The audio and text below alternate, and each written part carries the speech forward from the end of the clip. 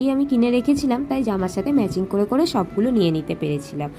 আর তারপর ওখান থেকে বেরিয়ে কদমতলার ভিতরের ওই মার্কেটটাতে গিয়েছিলাম, যে ওখানে দোকানগুলোতে তো একদিন আগে যদি আসতাম তাহলে হয়তো অনেক ভিড় হতো, ঢুকতে পারা যেত না।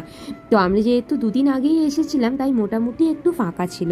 তো ওই দোকান থেকে গিয়ে সমস্ত নাড়ু অনেক রকম পাওয়া যায়, ওইগুলো নিয়ে নিয়েছিলাম। যেহেতু লাস্টের দিন অনেক ভিড় হয়, এখন অনেকেই দুদিন আগে জিনিস কিনে নেয়।